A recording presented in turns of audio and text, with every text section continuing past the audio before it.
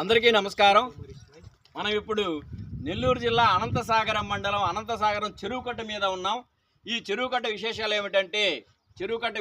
ఏమిటంటే ఈ చెరువుకట్టని 1512 నుండి 1516-17 వరకు ఈ చెరువుకట్టని నిర్మించినటువంటిది ఉంది. ఈ చెరువుకట్ట గొప్ప విషయం ఏంటంటే హరిహరరాయలు బుక్కరాయలు వాళ్ళకి సంబంధించినటువంటి కాలం విజయనగర సామ్రాజ్యంలో మొదటి వాళ్ళైనటువంటి హరిహరరాయలు బుక్కరాయల కాలంలో ఈ కాలం దీన్ని నిర్మించడం జరిగింది. అయితే దీనికి అనంతసాగరుడు అనేటువంటి బుక్కరాయల యొక్క తండ్రి గారి పేరు మీదనే అనంతసాగరుడు అనేటువంటి పేరు మీద ఏర్పాటు జరిగింది. అయితే 1512 నుండి 1515, 1520 ప్రాంతం వరకు 1520 ప్రాంతం వరకు ఇక్కడ ఈ ప్రాంతంలో వర్షాభావ పరిస్థితుల వల్ల ఇక్కడ ప్రజలందరూ కూడా ఇబ్బంది పడుతున్నారని ఒకరోజు తిమ్మరసు గారు అంటే శ్రీకృష్ణదేవరాయల కాలం తర్వాత వచ్చినటువంటి కాలంలో కానీ చూస్తే తిమ్మరసు గారు ఈ ప్రాంతానికి వచ్చి చూసి ఇటువైపు వేగంగా నీళ్లు పోతున్నాయి కదా, కేతమన్నేరు వాగు నుంచి వేగంగా పోతున్నాయి కదా, వీటికి అడ్డగట్ట కడితే సరిపోతుందనే ఉద్దేశంతో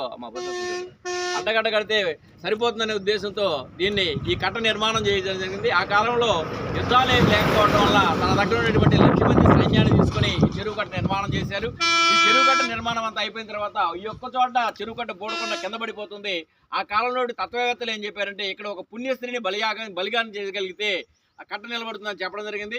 అప్పుడు ఆ కాలంలో యాదవ కులస్తుల పుణ్యస్త్రీ అయినటువంటి గంగమ్మ అనేటువంటి ఆమె అనేక వందల మంది బతుకుతుంటే నేనైతే ప్రాణత్యాగం చేస్తామని చెప్పేసి ఆ తల్లి ఇక్కడ నిలబడి అందరి వైపు తూర్పు వైపు చూస్తూ దేవుణ్ణి స్మరించుకుంటుండడం వల్ల వెంటనే ఆమెను పూర్తి చేయగా కట్టంతా నిలబడింది. ఆ తర్వాత ఆమె పేరు మీద ఈ యొక్క గొల్లభామ శాసనం అనేటువంటి శాసనాన్ని ఏర్పాటు చేయడం జరిగింది. ఆమె యొక్క చరిత్ర అంతా కూడా ఈ శాసనంలో అటువైపు అక్షర రూపంలో లిఖించడం జరిగింది. ఇవన్నీ కూడా మనం గమనించండి. అక్షరాలు తీయమ్మ నిదానంగా.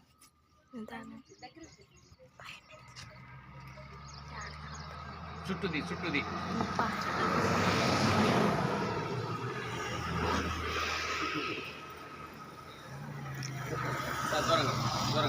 దూరంగా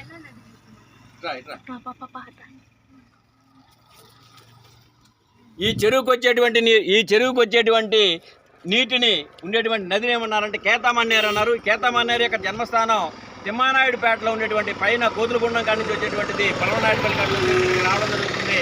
దీనిని కేతమన్నేరుకి అడ్డుగా ఈ యొక్క చెరువుకట్ట నిర్మాణం జరిగింది. అందువలన ఇది చాలా చారిత్రాత్మకమైనటువంటి అంశము. ఇది అక్కడ ఉండేటువంటి తూర్పుభాగంలో ఉండేటువంటి పెన్నా నదికి ఉపనదిగా దీన్ని మనం చెప్పవచ్చు. ఈ యొక్క గొల్లభామ శాసనాన్ని విశిష్టతను మనం తెలియజేయచ్చు. ఇదే విధంగా బద్దివేలు చెరువు కట్ట మీద కూడా చూస్తే ఉన్నవ అచ్చమ్మ తర్వాత పున్నయ్య అనేటువంటి వాళ్ళు కూడా ఇదే రకమైనటువంటి బలిత్యాగం ఇవ్వడం జరిగింది. అందరికీ థ్యాంక్స్, నమస్కారం.